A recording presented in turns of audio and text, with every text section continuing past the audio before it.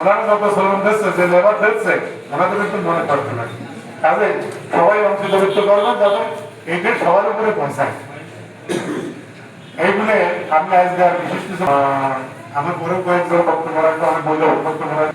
আমি এই কথা বলি এবং আপনাদের সবার সুস্বাস্থ্য কামনা করে আমি আমার সংশ্লিষ্ট বক্তব্য দিই।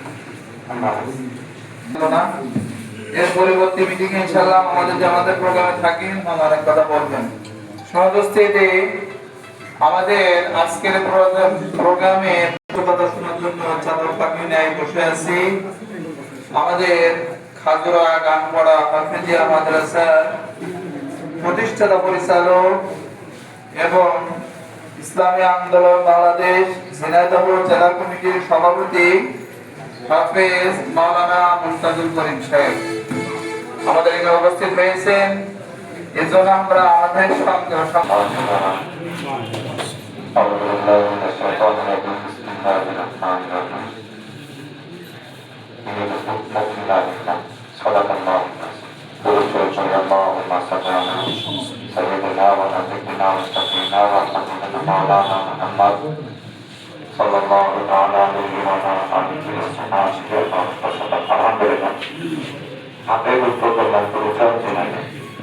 দেখেন ভূমিকা হওয়া তো সুযোগ নয়, কিন্তু বারবার সিদ্ধান্ত একটা প্রবাদ বাক্য আছে, স্বাধীনতা অর্জন করা সহজ, স্বাধীনতা রক্ষা করা বড় কঠিন। এটা মাথায় নিতে বিচার করি তাহলে বয়স অনুপাতে সংগঠন সমান সমান হয়।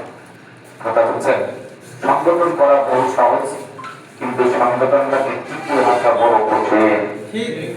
এখন আপনারা যারা দেখেছেন আলহামদুলিল্লাহ খুব খুশি, কিন্তু দপ্তরি সংগঠন বানানোর পরে আবার কত 2 বছর সংগঠন হয়ে যাবে, এই নামে বিভিন্ন নাম দেওয়া হবে, এটা মাথায় রাখতে হবে।